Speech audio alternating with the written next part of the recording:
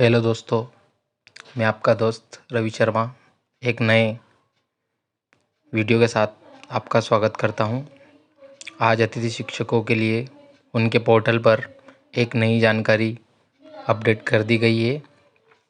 उस जानकारी में आप पाएंगे कि जो भी पैनल की जानकारी अपन दर्ज कर रहे थे उसमें एक नया ऑप्शन यहां पर दे दिया गया है, जैसा कि आपको बताया गया था। तो सबसे पहले अपन ने आईडी पासवर्ड डालकर इसको ओपन कर लिया है। अभी अब अपन यहाँ पर देखेंगे कि आपको पासवर्ड डालकर लॉगिन हो जाना है और लॉगिन के बाद आपको एक नया इंटरफेस यहाँ पर दिखाई देगा। अब इस इंटरफेस पर आपको क्या करना है, ऊपर की तरफ स्क्रॉल करके एक नया ऑप्शन आएगा, अनुभव प्रमाण पत्र का दावा करें। जब आपके सामने एक नया इंटरफेस खुलेगा, अब जैसे आप इस पर क्लिक करेंगे तो आपके सामने तीन ऑप्शन नए ऑप्शन यहाँ पर आप खुलकर सामने आ जाएंगे। अब आपको क्या करना है, तीन ऑप्शन में आपको सबसे नीचे जो है अपने अनुभव प्रमाण पत्र के दावे का प्रिंट प्राप्त करें। अब आपको इस पर सबसे पहले क्या करना है, क्लिक करना है। तो जैसे अपन इस पर क्लिक करेंगे आपके सामने एक नया इंटरफेस खुलकर सामने आ जाएगा। मित्रों, अब आपको यहाँ पर कैप्चा कोड डालना पड़ेगा।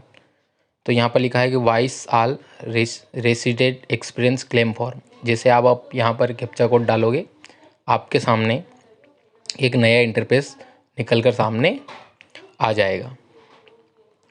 अब यहाँ पर एक बात ध्यान देने वाली बात यह है कि अगर आपने अपने संकुल प्राचार्य से वेरीफाई करवा लिया है तो आप आपके इसमें कोई भी फेरबदल नहीं कर सकते।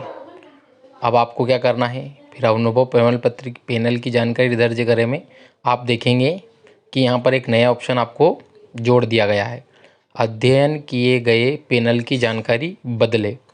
ये ऑप्शन पहले नहीं था, लेकिन ये ऑप्शन अब यहाँ पर अवेलेबल कर दिया गया है। तो जो भी अतिथि शिक्षक जिन्होंने अपने संकुल प्राचार्य से वेरीफाई नहीं करवाया है, जिनकी जानकारी गलत अगर दर्ज हो गई है, तो वो यहाँ पर जाकर उसको बदल सकते हैं। अब जैसे आप यहाँ पर पैनल पर क्लिक करेंगे आपके सामने एक नया इंटरफेस खुलकर सामने आ जाएगा। अब यहाँ पर आपको कैप्चा फिल करना है। अब जैसे आप यहाँ पर कैप्चा फिल करेंगे तो अगर किसी अतिथि शिक्षक ने अगर वेरीफाई करवा लिया है तो उसके यहाँ पर नो रिकॉर्ड फाउंड बताएगा, संकुल प्राचार्य से अगर वेरीफाई हो चुका है तो।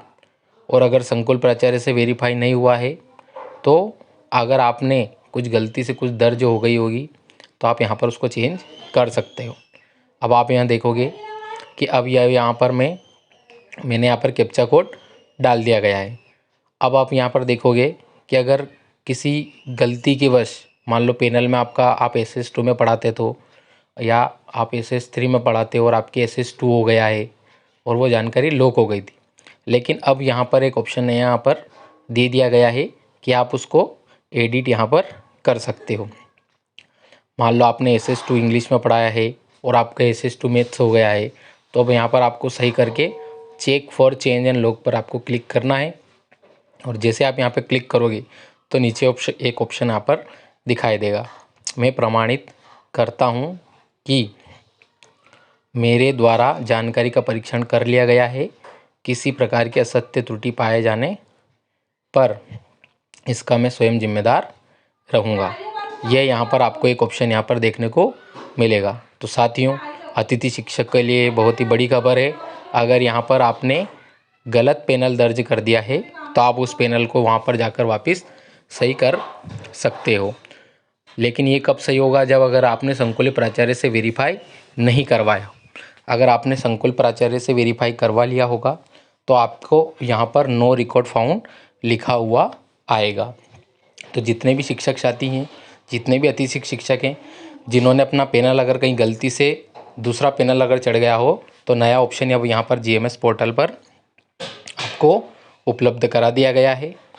और GMS पोर्टल पर जैसे आप जाओगे आपको आईडी पासवर्ड से लॉगिन होना है, तो आप एक नया इंटरफेस में यहाँ पर देख सकोगे। उसके बाद आपको यहाँ पर सही करके चेक फॉर चेंज लॉक पर क्लिक करना है।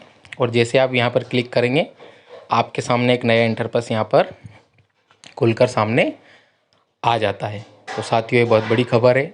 सभी अतिथि शिक्षक जिन्होंने अपनी पैनल की जानकारी सही करना है तो आपको एक नया ऑप्शन यहाँ पर दे दिया गया है, तो आप जल्दी जाकर अपनी लॉगिन आईडी से उसको सही कर सकते हैं। धन्यवाद।